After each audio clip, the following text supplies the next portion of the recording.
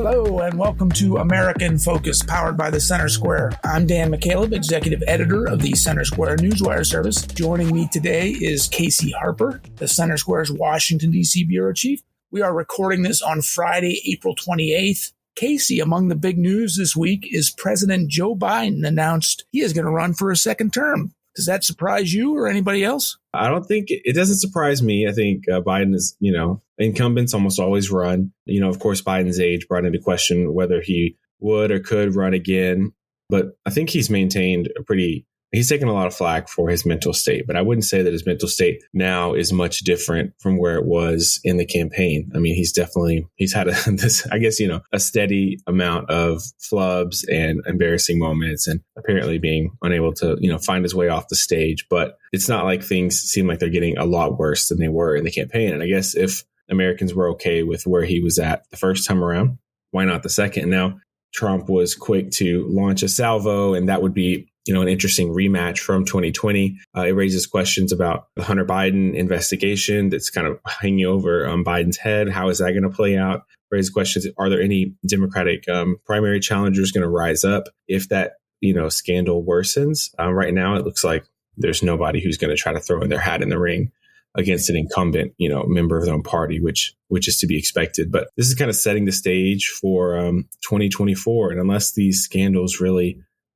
take off, we might have a rematch, because right now Trump is far, really pulled ahead of DeSantis. So it might be 2020 all over again, Dan. Yeah, and I'm not sure many voters would be looking forward to that. Let's start with President Biden's age, as you reported at thecentersquare.com. Biden is currently 80 years old. The next election, 2024, he would be 82 years old. So if he were to win re-election and finish out the full 4-year second term, he'd be 86 at the end of that term. You mentioned up front sort of the gaffes, the very consistent gaffes from President Biden, stumbling over words. I mean, he's certainly not going to be any better 2, 4, 6 years from now when it comes to that. So and there's even been plenty of pushback from Democrats, whether on the record or off the record, saying they don't think Biden should run again. But here he is announced.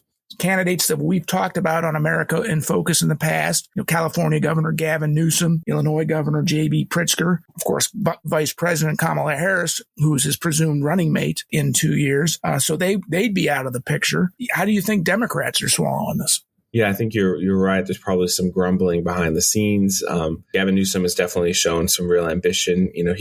He's a lot younger. He could, theoretically wait for another pass.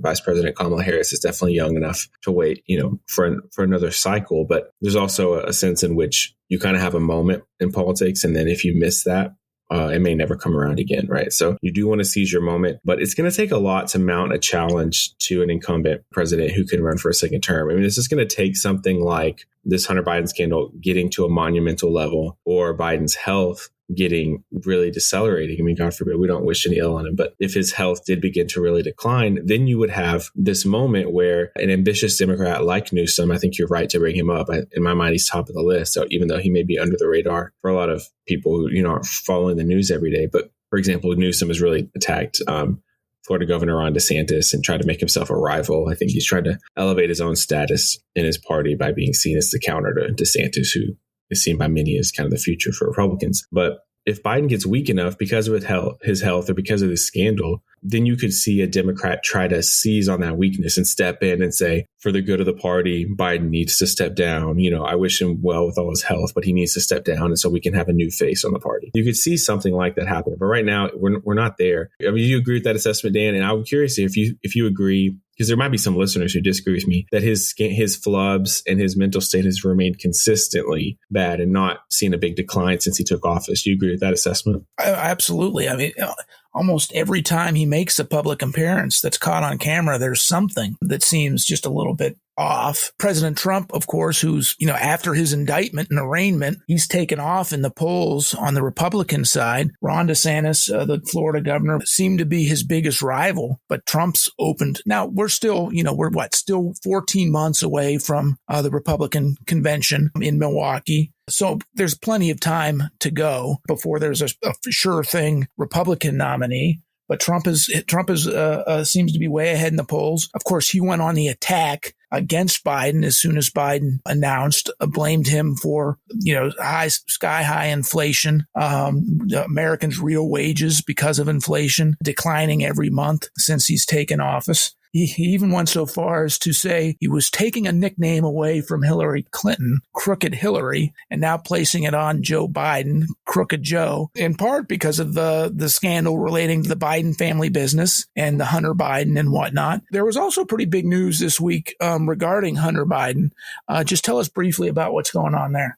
Yeah, this is pretty interesting. And this is kind of what I was alluding to when I said this scandal could, reach a level where it's not really as manageable for Biden or the Biden family. And this testimony showed that the State Department and the CIA worked together to suppress the Hunter Biden laptop story to help Biden win the election. And that might seem like a right-wing editorializing, but it's actually what this witness told House Judiciary Chair Jim Jordan. Of course, Jim Jordan's a Republican, has his own agenda and everything, but a top intelligence official was basically approached, according to this, this is what he said, the intelligence official, former CIA guy, approached by the Biden campaign and asked to create this letter of 51 U.S. intelligence officials discrediting the Hunter Biden laptop story, right? So you remember the story came out, and what we know now is the FBI warned these social media companies, don't run this story. You need to block this story because it's Russian disinformation about Hunter Biden's laptop. So they warned all the social media companies ahead of time, like a week or two in advance. It comes out, New York Post writes it, Twitter shuts them down, it's like this big thing. And then immediately all these intelligence officials have this letter ready. And between social media companies censoring it, all these intelligence officials saying that it's, fake news basically and Russian disinformation, it doesn't totally kill the story, but it creates a large reasonable doubt that gets through the election. But since that election, we've learned that so many of these details about the laptop were true. News outlets like the New York Times, which initially called it kind of a conspiracy theory, have since totally backtracked and verified the laptop. And so, they say in DC and in politics that the cover up is worse than the crime often, right? And I think we could be in that case here. I mean, the laptop's pretty bad, but getting the CIA and all these intelligence officials and social media companies and federal law enforcement all colluding together to influence the 2020 election, that could be worse than just the laptop itself in the minds of voters. The mainstream media back in 2020 also suppressed the story, didn't cover it, didn't give it much attention. And still today, despite this very real evidence of a cover-up, they're still not touching it. So all these conspiracy theories about the mainstream media being in bed with Biden, man, sometimes it just looks more and more like that's the case. Yeah, I mean, the evidence is mounting up, and it's gone from kind of a conspiracy to things are just true. I mean, we know the FBI pressured social media companies to censor it. We know now that the CIA worked with the Biden campaign. But, for other instances, when Trump said he was spied on, everyone laughed that off. It's silly. Now we know that was true. So I don't know how many times these kind of things can happen before people start to get upset and realize that there is something going on behind the scenes that's not working in their favor necessarily. Well, for our listeners, strap yourselves down. We might be in for another year plus, almost 2 years of a 2020 redux, Trump versus Biden. But that's all the time we have. Casey, thank you for your insight. You can keep up with this story and more at thecentersquare.com. For Casey Harper, I'm Dan McCaleb. Please subscribe, and thank you for listening.